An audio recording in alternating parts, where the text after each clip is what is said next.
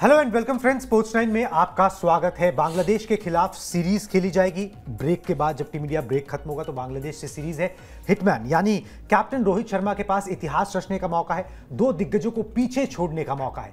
मगर साथ साथ में रोहित और विराट ने कुछ ऐसा ही कर दिया है कि अपने हाथों से 69 बार जो है ना उन्होंने धोखा खा लिया है। अब वो क्या धोखा है, क्या रिकॉर्ड्स है, एक एक करके सब पे बातचीत करेंगे। सबसे पहले पॉजिटिव नोट से शुरू करते हैं। रोहित शर्मा कौन सा इतिहास रच सकते हैं बांग्लादेश के खिलाफ, वो आपको बताते हैं, उस पर चर्चा भी करेंगे। रोहित के नाम इंटरनेशनल क्रिकेट में अभी 19,234 रन है। 209 रन बनाते हैं तो वो इंग्लैंड के जो रूट को पीछे छोड़ देंगे सबसे ज्यादा रन बनाने के मामले में। रोहित द्रविड़ के नाम अभी इंटरनेशनल क्रिकेट में 48 शतक है, मतलब उनके जो पूर्व कोच हैं, एक शतक लगाते ही द्रविड़ से आगे निकल जाएंगे रोहित शर्मा। इंटरनेशनल क्रिकेट में 49 सेंचुरीज जो है उनके नाम हो जाएंगी। बांग्लादेश के खिलाफ 19 सितंबर से ये जो सीरीज है वो शुरू होने वाली है और उसमें ये दो माइलस्टोन कह लीजिए, रिकॉर्ड्स तो नहीं है क्योंकि सबसे ज्यादा रन तो सचिन तेंदुलकर के नाम है, सबसे ज्यादा शतक सचिन तेंदुलकर के नाम है, तो रिकॉर्ड तो नहीं बनेगा मगर माइलस्टोन जरूर बनेगा और कुछ दिग्गजों को वो पीछे जरूर छोड़ देंगे। इससे पहले कि हम बातचीत करें, इस पर रिएक्शन लूं मैं अपने स्पोर्ट्स एडिटर का, सबसे पहले आपको ये दिखाना चाहूंगा कि मोस्ट इंटरनेशनल रन्स जो है अगर इंडियंस की बात की जाए तो वहां पर रोहित शर्मा कहां ठहरते हैं। सचिन तेंदुलकर 34,357 रन है, विराट कोहली के 26,942, राहुल द्रविड़ के 24,208 और रोहित शर्मा के 19,234 रन यहां पर हैं। सौरव गांगुली को रोहित शर्मा पीछे छोड़ चुके हैं। उनके पास रोहित शर्मा के पास प्रॉबेबली शायद एक तो ये मौका है कि चलो जो रूट को आप पीछे छोड़ दोगे, शतकों के मामले में द्रविड़ को पीछे कर दोगे, मगर क्या राहुल द्रविड़ जितने रन भी वो बना पाएंगे? अभी भी फासला जो है ठीक ठाक है। बहुत अच्छा खासा फासला है। सीधे सीधे आप देखिए तो 5,000 रन का मामला है। रोहित शर्मा 19,000 पर हैं, राहुल द्रविड़ 24,000 पर हैं। लेकिन मैं इसको दूसरी तरीके से देखता हूं कुणाल, मुझे लगता है, और जो बात में इसी शो में हम लोग कितनी बार कर चुके हैं कि शायद रोहित शर्मा अब अपने उस जोन में है करियर के जहां व्यक्तिगत रिकॉर्ड्स मायने नहीं रखते उनके लिए। ये उन्होंने लगातार साबित किया है अपने फैसलों से, अपने खेलने के अंदाज से, अपने प्लेइंग स्टाइल से, अपने दिमाग से, हर चीज से आप देख लीजिए। मुझे नहीं लगता कि अब वो जो लिस्ट हम देख रहे थे उस लिस्ट में उनकी नजर राहुल द्रविड़ पर होगी या फिर वो कुछ और सोच रहे होंगे कि चलो इसको पीछे छोड़ दें, चलो उसको पीछे छोड़ दें। मुझे ऐसा लगता है कि क्रिकेट के 3 फॉर्मेट में से एक फॉर्मेट उन्होंने अब छोड़ दिया है। अब वो T20 नहीं खेलेंगे। T20 नहीं खेलेंगे, इसका मतलब उनके ऊपर एक खिलाड़ी के तौर पर जो प्रेशर T20 का था उनके बॉडी पे, वो वेट अब नहीं है। मुझे लगता है कि वो अपने आप को एक और बेहतर टेस्ट क्रिकेटर बनाने की प्रक्रिया में लगेंगे। कुछ अच्छी पारियां, कुछ अच्छे शतक ऑलरेडी वो लगा चुके हैं और ज्यादा वहां पर अपने आप को इंप्रोवाइज कर सकें। कैसे?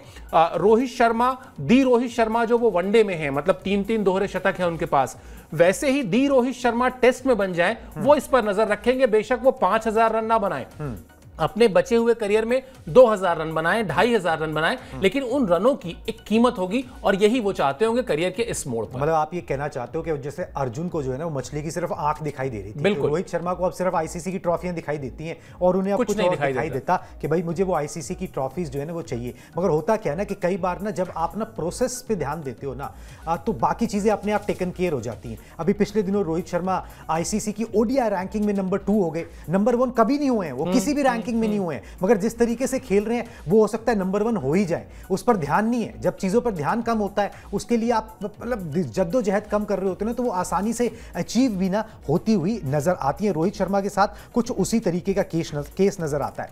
मगर एक बड़ी अजीब सी बात है, रोहित शर्मा इतने बड़े बल्लेबाज, ठीक है, बांग्लादेश के खिलाफ वो खेलेंगे। कोई भी कह सकता है भाई ये 200 रन बनाने, ये एक और शतक लगाना, ये आसानी से निकल आएगा। मगर बांग्लादेश के खिलाफ अगर उनका प्रदर्शन देखे ना तो बहुत ही खराब रहा है, ठीक है, रन बने नहीं है उनसे, ठीक है। बांग्लादेश के खिलाफ उनका ना टेस्ट मैचेस में ही आपको प्रदर्शन दिखा देते हैं। 3 टेस्ट मैच उन्होंने खेले, दिखा दें जी रिकॉर्ड, 33 रन बनाए, 11 की औसत है, कभी शतक नहीं लगा, कभी अर्धशतक नहीं लगा। पॉसिबल रीजन क्या हो सकता है सर? क्योंकि आप अक्रॉस द फॉर्मेट ना, मतलब बांग्लादेश के खिलाफ T20 को चलो फिर भी आप उस तरह का एक्सेप्शन मान लो, बांग्लादेश के खिलाफ रन नहीं निकले। कई बार ना कोई एक टीम होती है जिसके खिलाफ आप नहीं बना पाते हो, अब वो कारण कुछ भी हो जाए, तो मेरे को लग रहा है बांग्लादेश एक ऐसी टीम है जो मतलब कोई कारण नजर नहीं आता, कोई लॉजिकल कारण होना नहीं चाहिए कि भाई बांग्लादेश के खिलाफ आपका रिकॉर्ड अच्छा नहीं है, मगर है सच्चाई यही। असल में कोई लॉजिकल रीजन है भी नहीं कुणाल जो आप कह रहे हैं। देखिए, ये आप भी जानते हैं कि अगर आप रन बनाने की बात करते हैं या आप शतक लगाने की बात करते हैं, अभी आपने कहा कि वो प्रोसेस पर ध्यान दे रहे हैं, तो रन बनाना, शतक बनाना, ये भी एक प्रोसेस है। आप भूल जाइए बांग्लादेश को, आप यहां दिल्ली में जामिया यूनिवर्सिटी के मैदान पर भी अगर शतक लगा रहे हैं किसी भी टीम के खिलाफ, तो वहां पर एक डिसिप्लिन चाहिए, वहां पर आपको वो टेम्परामेंट चाहिए जो आपको 1 रन से 100 रन तक ले जाता है। शायद बांग्लादेश के खिलाफ वो टेम्परामेंट रोहित शर्मा नहीं दिखा पाए, वो प्रोसेस जो वो चाहते हैं वो उनका सही से फॉलो नहीं हुआ, इसीलिए वो रन नहीं बना पाए। अब आप इस पूरे मसले को एक दूसरे उदाहरण से समझिए। आपने सचिन तेंदुलकर का नाम लिया, करियर में उनके जो बेस्ट इनिंग थी वो थी 241 रन की, जो उन्होंने सिडनी में बनाए थे, जिस पारी के बारे में बहुत मशहूर है कि एक भी कवर ड्राइव नहीं लगाया क्योंकि वो उसमें आउट हो रहे थे उससे पहले। 241 रन लंबे समय तक सचिन के टेस्ट क्रिकेट का सबसे अच्छा स्कोर रहा, सर्वश्रेष्ठ स्कोर रहा। लेकिन जब उन्होंने उस रिकॉर्ड को तोड़ा तो बांग्लादेश के खिलाफ तोड़ा और 248 रन बनाए। अब सचिन के बहुत सारे फैंस हैं, वो ये कहते हैं कि यार इससे अच्छा तो वो ऑस्ट्रेलिया के खिलाफ 241 रन था, जो दमखम है सचिन का, जो उनकी साख है, मतलब टेस्ट क्रिकेट में करियर की बेस्ट इनिंग, बोले साहब बांग्लादेश के खिलाफ। लेकिन आप ये या फिर 300 कर देते तो शायद फिर वो 300 हो जाता, तो फिर उसमें भी एक माइलस्टोन आ जाता। लेकिन कभी सचिन के नजरिए से उस बात को समझिए तो आपको ये समझ में आएगा कि वो 248 रन भी बगैर डिसिप्लिन के या बगैर टेम्परामेंट के नहीं बने थे, वो आपको बनाने पड़ते हैं। वो बांग्लादेश की टीम नहीं, दुनिया की सबसे कमजोर टीम को लाके खड़ा कर दीजिए आप, उसके गेंदबाज को भी आपका विकेट लेने के लिए एक ही बॉल चाहिए होती है, जबकि आपको शतक बनाने के लिए 100 रन बनाने पड़ते हैं। तो रोहित शर्मा प्रोबेबली हल्के में ले जाते हैं। हाँ, हल्के में ले लेते हैं तो मैं नहीं कहूंगा, प्रोबेबली अभी तक शायद वो बांग्लादेश के खिलाफ उस प्रोसेस को नहीं फॉलो कर पाए जो अब उन्हें करना चाहिए, और अब वो करेंगे भी।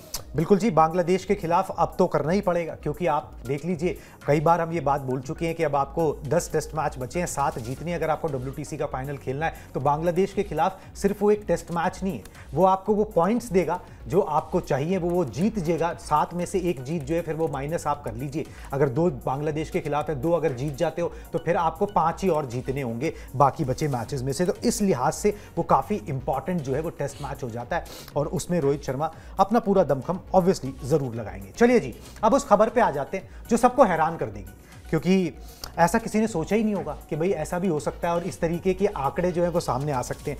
रोहित और विराट ने क्या किया आपको बता देते हैं पिछले 5-6 साल के अंदर। इनफैक्ट 2019 से लेकर अभी तक, 2019 से लेकर अब तक विराट कोहली ने ना टीम इंडिया की तरफ से, जो सबसे फिट खिलाड़ी है, one of the fittest team India में, उन्होंने 36 कैच छोड़े। इतने कैच किसी ने नहीं छोड़े अक्रॉस द फॉर्मेट हम बात कर रहे हैं। कप्तान रोहित शर्मा ने इस दौरान 33 कैच छोड़े, और ये दोनों सबसे सीनियर खिलाड़ी टॉप पर हैं कैच छोड़ने के मामले में, अगर हम पिछले 5-6 साल के आंकड़े देख रहे हैं तो। दोनों ने मिलाकर पिछले 5 सालों में 69 कैच जो है वो छोड़ दिए। और तीसरे नंबर पर इस लिस्ट में अगर देखें तो फिर मोहम्मद सिराज आते हैं, जिन्होंने 16 छोड़े, एक ने 36, दूसरे ने 16, 20 कम। और चौथे नंबर पर युजवेंद्र चहल है, उन्होंने 13 कैचेस यहां पर छोड़े हुए हैं। और विराट कोहली ने टेस्ट में जो है वो 16 कैच छोड़े हैं, जबकि रोहित ने इस फॉर्मेट में 10 कैच टपकाए। विराट ने T20I में 13 कैच टपकाए हैं, जबकि रोहित ने 9 कैच टपकाए हैं। वहीं वनडे में कोहली ने 7 ही कैच छोड़े हैं, रोहित शर्मा ने इस फॉर्मेट के अंदर डबल यानी कि 14 कैचेस छोड़े। सर ये हैरान करता है ये आंकड़ा, मतलब चलो रोहित शर्मा का तो किसी तरह फिर भी हजम हो जाए, विराट कोहली का तो हजम ही नहीं हो रहा ना कि भाई इन्होंने सबसे ज्यादा कैच छोड़े होंगे।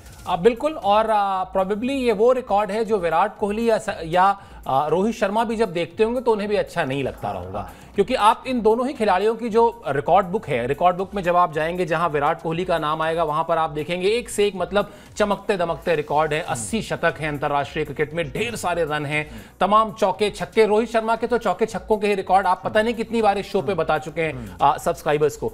तो ये प्रोबेबली वो रिकॉर्ड है जिसका आप जिक्र कर रहे हैं, जो दोनों ही जब वो पन्ना आता होगा ना, दोनों अपना मुंह ऐसे कर लेते होंगे, नहीं देखना, इस तरफ नहीं देखना। लेकिन सवाल ये है कि अब आप क्या कर सकते हैं। कैचेस तो छूटते ही हैं, सबसे छूटते हैं, इनसे ज्यादा छूटे हैं, और ये सबसे भरोसेमंद हाथ हैं भारतीय क्रिकेट टीम के, सबसे भरोसेमंद हाथ हैं, सबसे अनुभवी हाथ हैं। ये वो हाथ हैं जिनको आप ये कहेंगे कि इनसे प्रेशर में कैच छूट जाए, नहीं भाई। एक तो होता है ना कि कोई नया खिलाड़ी आया और कहीं लगा हुआ है, लॉन्ग ऑन लॉन्ग ऑफ या मिड ऑन मिड ऑफ पे लगा हुआ है, और उसके सामने 70,000 लोग बैठे हुए, गलती से छूट गया भाई, क्या करें, अनुभव है नहीं।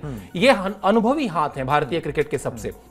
जिन पर दर्शकों का मैच की सिचुएशन का कोई दबाव हो, ऐसा नहीं माना जा सकता। तो कहीं ना कहीं आपको यह मानना होगा, यह स्वीकार करना होगा कि उन 33 और 36 कैच जो आपने दोनों खिलाड़ियों के बताए, यानी 69 कैच जो छूटे, उसमें प्रॉब्लम तकनीक की थी। और मतलब कम से कम उसमें आधे कैचेस ऐसे होंगे जो तकनीक की वजह से छूटे। आपने गड़बड़ तरीके से उन कैचेस को अटेम्प्ट किया। क्या अब जो अगले 2-3 साल 4 साल की क्रिकेट है इन दोनों खिलाड़ियों में, वैसे हरभजन सिंह के हिसाब से विराट कोहली में 5 साल की है और रोहित शर्मा में 2 साल की है, लेकिन एक एवरेज पकड़ लेते हैं कि 2.5-3 साल जो क्रिकेट बची हुई है, आपको उस पर मेहनत करनी चाहिए, क्योंकि इन दोनों खिलाड़ियों से बेहतर ये कोई नहीं जानता कि कैचेस विन द मैचेस। आप उठा के देख लीजिए 2024 T20 वर्ल्ड कप का फाइनल, सब कुछ करने के बाद, मतलब आप हर एक स्टेप सही करने के बाद भी अगर वो सूर्या का कैच नहीं होता तो मैच चला गया था आपका। तो वो इंपॉर्टेंस दोनों समझते हैं, और मुझे लगता है कि शायद सबसे सेफ एंड जब ये गलती करें तो उनको लगता होगा यार ये हमारे हाथ से कैसे हो सकता है। बिल्कुल जी। और अगर ऑस्ट्रेलिया का अगर सेटअप होता तो वहां पर तो जो सिलेक्टर्स जो है लेके बैठ जाते कि भाई इन पे तो उम्र का असर दिख रहा है, इन्होंने 69 कैचेस छोड़ दिए। यहाँ पर तो चलो भाई स्टार कल्चर है और ये दोनों स्टार हैं भी, मतलब इसमें कोई दो राय है ही नहीं। तो और यही ऐसे स्तंभ हैं अभी मौजूदा समय में जो आपको जो है आगे ट्रॉफीज दिला भी सकते हैं, मगर उनके कैचेस छोड़ना थोड़ा सा हैरान कर जाता है, और इस पर जो है काम करने की बेशक यहाँ पर ज़रूरत होगी, क्योंकि ये वाकई शर्मिंदा करने वाले जो है आंकड़े यहाँ पर नज़र आते हैं। चलिए जी, यहाँ पर इन्होंने कैच छोड़े, मगर एक बंदा है जो अब कैच कर रहा है चीज़ों को, ठीक है। उसके हाथ से जो चीज़ें निकल गई थी, अब वो कैच करने की कोशिश में लगा हुआ है। ईशान किशन की हम बात कर रहे हैं। ईशान किशन ने कमाल कर दिया, धोनी वाला कमाल किया जी। इन्होंने अकेले झारखंड को मध्य प्रदेश के खिलाफ जो है जीत दिलाई। मैच की दूसरी इनिंग में उन्होंने नाबाद 41 रनों की पारी खेली। ईशान किशन ने 2 छक्के लगाकर टीम को जीत दिलाई। मसला तो ये था कि 2 विकेट बाकी थे, 12 रन टीम को चाहिए थे। ईशान किशन ने 2 छक्के लगाए, काम खत्म कर दिया। इससे पहले पहली पारी के अंदर उन्होंने 107 गेंदों पर 114 रनों की पारी खेली थी। 85 बॉल्स में अपना शतक जो है ईशान किशन ने पूरा कर लिया था। बेहद टैलेंटेड खिलाड़ी है, और कहीं ना कहीं मुझे लग रहा है कि फ्रस्ट्रेशन में या ईगो के अंदर सर रास्ता भटक गया, या कम्युनिकेट ठीक से नहीं किया। भाई आपने ब्रेक मांगा था, और मतलब दुनिया को पता ही है कि ईशान किशन के साथ क्या हुआ, कि भाई उन्होंने डोमेस्टिक क्रिकेट नहीं खेला, उनको जो है सेंट्रल कॉन्ट्रैक्ट से बाहर कर दिया गया। फिर एक नियम हर एक पर लागू है कि आप घरेलू क्रिकेट खेलोगे तो वापसी यहाँ पर करोगे। ईशान किशन की साइड की भी स्टोरी है। ईशान किशन बोलते हैं कि भाई मैंने तो क्रिकेट से ब्रेक मांगा था, अगर मैं साउथ अफ्रीका में खेलता या यहाँ पर आके रणजी खेलने लगता तो फिर मसला ही क्या था, फिर तो मैं वहीं खेल लेता। तो या तो ये ढंग से कम्युनिकेट नहीं किया गया, स्किल में कोई कमी नहीं है, ये उन्होंने कमबैक में पहला मैच जो खेला बूची बाबू का, उसी में दिखा दिया। वो बात आप जो कह रहे हैं ना कि कम्युनिकेशन में गड़बड़ रह गई, वो कम्युनिकेशन में ही गड़बड़ रह गई। और दूसरी चीज ये है ना, कई बार आपको चीजों को कहने का जो तरीका होता है वो बहुत मैटर करता है। आप परमिशन ले रहे हैं, जैसे कहते हैं ना मे और कैन, मतलब इसमें बहुत फर्क है। पूछना आप यही चाह रहे हैं, ठीक है। वो आप may I talk to Kunal या can I talk to Kunal, वो कैन में ना एक दम सा दिखता है कि मैं कैसे नहीं बात कर सकता हूं, तो शायद वो कम्युनिकेट सही से नहीं हुआ। मे आई टेक ए छुट्टी और आई एम टेकिंग ए छुट्टी। एग्जैक्टली, ठीक है, एग्जैक्टली। तो वो कई बार, और दूसरी चीज ये है, ये बहुत बड़ा सबक है कुणाल। मैं इसको किसी एक खिलाड़ी पर नहीं देखता हूं, मैं श्रेयस अय्यर पर नहीं देखता हूं, मैं ईशान किशन पर नहीं देखता हूं, मैं ये देखता हूं, और मैं इसको बहुत अच्छा कदम मानता हूं कि बीसीसीआई ने बहुत साफ, बहुत ही स्पष्ट और बड़े ही कड़े शब्दों में बताया कि बॉस आप कोई भी हो, कितने भी टैलेंटेड हो, कितना ही आपके अंदर हम फ्यूचर देख रहे हो, लेकिन खेल जो है वो किसी भी खिलाड़ी से बड़ा है। और ये मैसेज मुझे लगता है दुनिया में जितने भी खिलाड़ी हैं उनके जहन में रहना चाहिए। विनेश फोगाट का मेडल जो गया वो 100 ग्राम से गया, ठीक है। वो 100 ग्राम से मेडल जो गया वो इसीलिए गया ना क्योंकि आपका वजन तय उससे ज्यादा था, और ज्यादा था तो ज्यादा था। आप ये नहीं कह सकते कि 100 ग्राम ही तो ज्यादा था। खेल के नियम हमेशा खिलाड़ी से ऊपर रहते हैं। इस पूरे प्रकरण को आप ऐसे ही देखिए। और ईशान किशन को मुझे नहीं लगता कि बहुत ज्यादा कोई चिंतित होने की जरूरत है या फ्रस्ट्रेट होने की जरूरत है। बहुत यंग प्लेयर है, बहुत सारा समय है, गलती करके वापस करने का भी बहुत सारा समय है। रन्स बनाने लगे हैं, अच्छी पारियां खेलने लगे हैं, जिसका जिक्र आपने भी किया अभी। अब यहां से वो कोशिश करनी चाहिए कि जल्दी से जल्दी टीम में वापस अपनी जगह बनाए और अपनी जगह बनाकर सीमेंट करें। और सबसे बड़ी चीज, वो जो भगवान ने आपको गिफ्ट देके भेजा है ना, टैलेंट, उसके साथ जस्टिफिकेशन करें। और वो जस्टिफिकेशन तभी होगी जब आप मैदान में खेलेंगे, रन्स करेंगे, अच्छी कीपिंग करेंगे और टीम को जीत दिलाएंगे। बिल्कुल जी, और उन्होंने एक तरीके से कमबैक के लिए अपना दावा ठोक दिया। हालांकि जो अपॉर्चुनिटी जो उन्होंने मिस कर दी ना, उसकी कॉस्ट जो है ना उसकी लगाई नहीं जा सकती। अब ऋषभ पंत वापस आ चुके हैं, पहले आपके फर्स्ट चॉइस विकेट कीपर आपके ऑलमोस्ट हर फॉर्मेट के अंदर हैं। जब वो नहीं थे तब आपने जो अपॉर्चुनिटीज मिस करी है ना, उसका खामियाजा मतलब उसका जो भरपाई है ना, वो बड़ी मुश्किल यहाँ पर जो है ईशान किशन के लिए होगी। बहरहाल देर आए दुरुस्त आए, शतक लगाया है, इसी तरीके से खेलते रहें तो कहीं ना कहीं जो है उनकी भी जगह जरूर बनेगी। चलिए जी, अब बात करते हैं उस रफ्तार की जो गंभीर एक सीक्रेट प्लान बना रहे हैं कि भाई इस रफ्तार के सौदागर को जो है ना ऑस्ट्रेलिया लेके जाया जाए डाउन अंडर, और वहाँ पर वो थंडर परफॉर्मेंस करके दिखाए। किसकी बात कर रहे हैं हम ग्राफिक्स के जरिए आपको पूरा बता देते हैं। गंभीर की देखरेख में इन्होंने जो है खेलना भी शुरू किया एलएसजी के अंदर। हर कोई जानता है मयंक यादव। मयंक को आईपीएल 2024 के दौरान जो है वो चोट लग गई थी, चोटिल हो गए थे, खिंचाव आ गया था मांसपेशियों में, पूरा खेल नहीं पाए। एनसीए में आजकल जो है वो फिटनेस हासिल करने में जुटे हुए हैं मयंक। और इनके बारे में जो है जय शाह से भी पूछा गया तो उन्होंने बोला कि भाई बहुत एक्साइटिंग टैलेंट है, अभी अब उनका ख्याल रख रहे हैं, अभी ज़्यादा मैं कुछ कहना नहीं चाहूँगा कि उनको लेकर प्लान्स क्या है। मगर इन्होंने 156.7 किलोमीटर प्रति घंटे की रफ्तार से जो है वो गेंद डाली थी, और औसतन 150 की रफ्तार से ये गेंद डाल सकते हैं। तो ऑस्ट्रेलिया दौरे पर गंभीर का जो सीक्रेट प्लान नजर आ रहा है, जिसके बारे में थोड़ा बहुत पता लग रहा है, वो ये कि भाई इसको नेट बॉलर के तौर पर जो है ना वहाँ पर ले जाया जाए, और अगर ज़रूरत पड़े तो फिर वहां पर मैदान पर उतार दिया जाए। वैसे आईपीएल 2024 में जो इन्होंने 4 मैचेस में 7 विकेट झटके थे और ठीक ठाक थोड़े से महंगे भी साबित हुए थे, मगर पेस इज पेस, उसका कोई सब्स्टिट्यूट होता नहीं है। और अगर तेज पिच हो जैसे कि पर्थ की मिल जाती है आपको, तो वहां पर अगर आप एक पेस बॉलर उतारते हो तो वो एडवांटेज जो है ना आपको मिल सकता है। वो एक जुआ है, वो किसी भी तरफ जा सकता है, मगर ये है कि हाँ अगर वो चला तो वो आपको टेस्ट मैच फिर 3 दिन के अंदर समेट के दे सकता है। प्रॉबेबली एक सेफ साइड के लिए कि भाई चलो नेट बॉलर के तौर पर ले जाते हैं, देखते हैं वहां पर क्या करता है, नेट्स के अंदर होगा तो उतार देंगे मैदान में। हाँ, लेकिन मुझे लगता है कि शायद घूम फिर कर कहानी ना उमरान मलिक पार्ट 2 हो रही है। आपके पास एक ऐसा गेंदबाज आया जो बहुत फ्रीक्वेंटली 150 टच कर रहा है। हाँ। मतलब वो 156 तो चलिए वो रिकॉर्ड था। हाँ। 150 लगातार टच कर रहा है। अब यहां पर ये जिम्मेदारी टीम मैनेजमेंट की है, बॉलिंग कोच की है कि आप उस खिलाड़ी को क्या रोल दे रहे हैं। हाँ जी। रोल नंबर 1, आप उसको ये रोल दे सकते हैं कि तुम्हें अपनी रफ्तार मेंटेन रखनी है। अभी आप swing, seam, in cutter, out cutter, in swing कुछ नहीं सोचना, मारो अपनी रफ्तार से और डरा के विकेट लो, जो उन्होंने आईपीएल में करके दिखाया भी है। और ये जान लीजिए कि दुनिया के हर बल्लेबाज को ना एक जेन्युइन फास्ट बॉलर से डर लगता है। वो चाहे मर्जी जो कह ले, उससे अकेले बिठा के पूछ लीजिए कि जब 150 किलोमीटर की रफ्तार से बॉल कान के बगल से निकलती है ना, तो फिर वो बड़े बड़े बल्लेबाजों को मैंने सुना है कि बॉस वो आवाज जो आती है समझ में आ जाता है क्या हो रहा है। तो या तो आप उसको छोड़ दीजिए कि बॉस तुम्हें 150 पर ही स्टिक करना है, विकेट लेना है।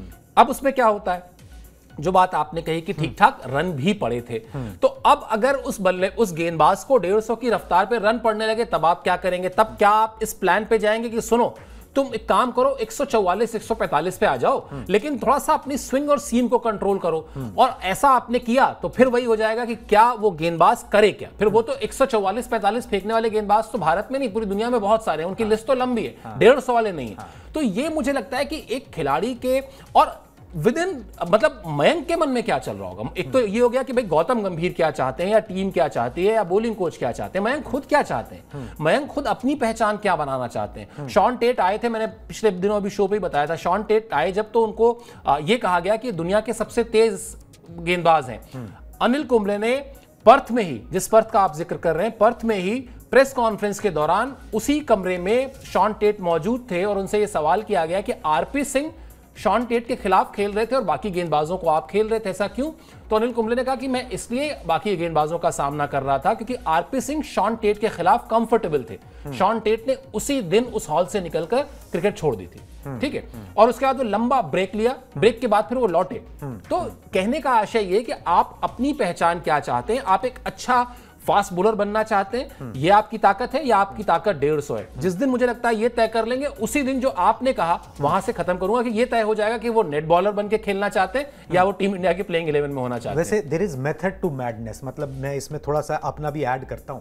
मौने मौकल को आप लेके आए हो, मौने मौकल ने काम किया हुआ है मयंक यादव के साथ, ठीक है। उन्हें पता है कि इसकी स्ट्रेंथ क्या है, इसकी वीकनेस क्या है। मौने मौकल की भी स्ट्रेंथ ही थी, वो पेस बॉलर थे, out and out pace bowler थे। तो वो एक दूसरा, जैसे आप कहते हो ना कि भाई कोई नया बंदा आया तो नया क्या लेके आएगा। तो ये नया, ये कुछ नया जो है ना, हाँ पूरी दाल बदलने की कोशिश नहीं है, मगर उसके अंदर थोड़ा सा छौंका जो है अलग से लगाने की कोशिश है कि भाई हाँ हम अलग से ये लेके आए, और अगर चल गया तो मास्टर स्ट्रोक हो जाएगा, फिर तो कहने ही क्या। तो चलिए जी, हम भी उम्मीद यही करते हैं कि ये स्ट्रोक्स जो हैं, जो छोटे छोटे गंभीर आजमा रहे हैं, जिसमें मेथड है, सिर्फ मैडनेस नहीं है, ठीक है, वो चल जाए। इससे टीम इंडिया का ही भला होगा, ख्याति सबको प्राप्त होगी और खुशियां जो है वो जनता को मिलेगी। इसी के साथ इस शो की समाप्ति करते हैं। अब मेरे और शिवेन जी की तरफ से आप सब लोगों को धन्यवाद। Bye bye.